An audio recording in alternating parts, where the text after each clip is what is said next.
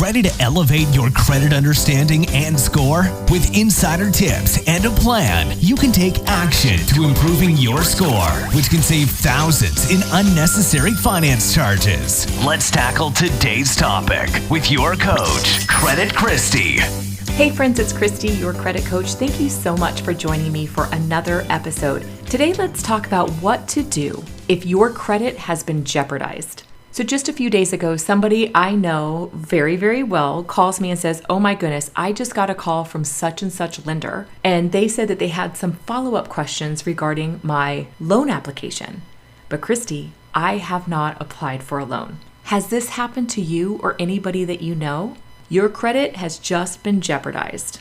So I want to share 3 steps of what to do to protect yourself. The very first thing you want to do is go onto either Equifax, Experian, or TransUnion for their website, set up an account if you don't already have one, and then establish a fraud alert. So catch this, you only need to do this one time for one of those accounts.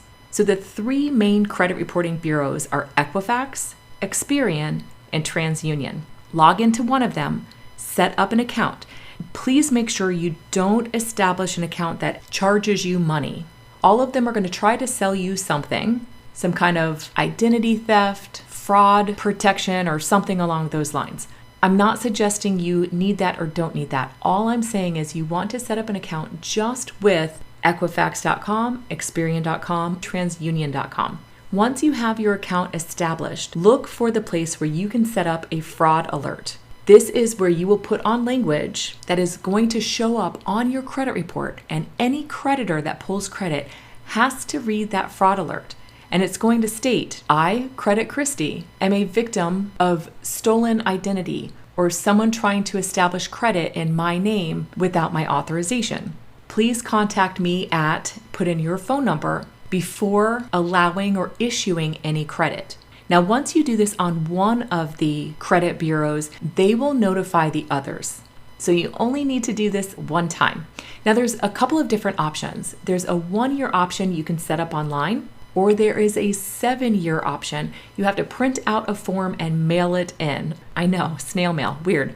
But that will allow you to go with that verbiage on your credit report for up to 7 years.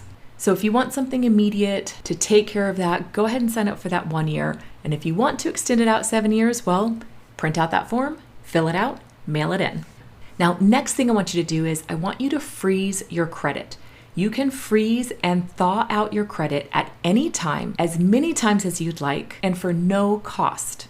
So what does it mean to freeze your credit? Once your credit is frozen through each of the credit bureaus, which means you have to go and set up an account with each of those to freeze your credit, no one can access your credit. So if you went and applied for an auto loan or a home loan, or if some jackwagon out there is trying to use your information to start a loan or a credit card, they will not have access to start new credit.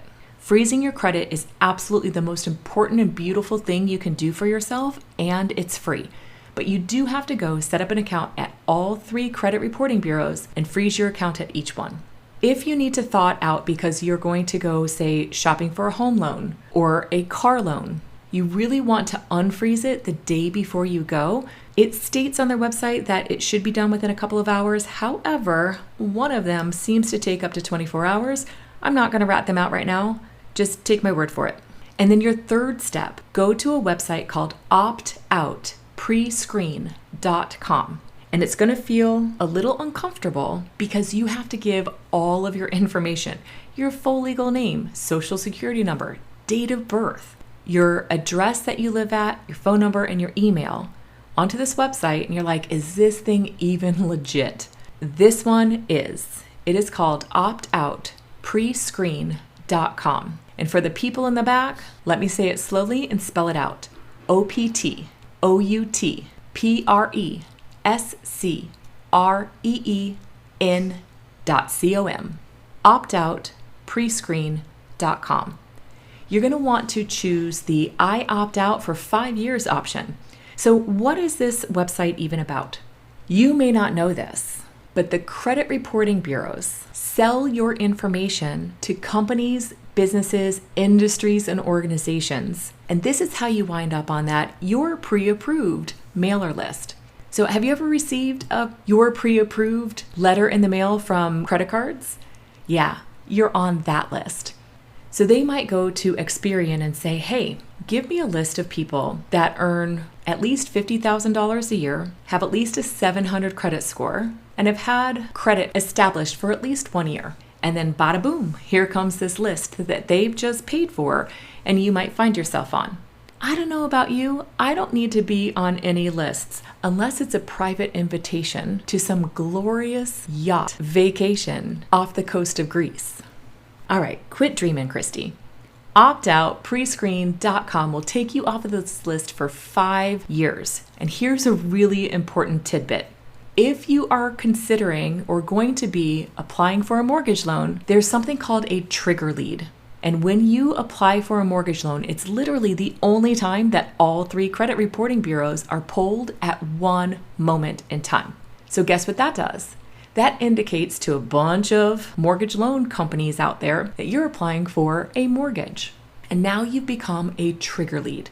They pay big bucks for access to your information. And then you're going to get blown up on the phone and an email for the next 2 days from literally hundreds of hungry, shark-frenzied salespeople calling and trying to manipulate, sway, influence, and all out steal your business away from the company that you've started off with.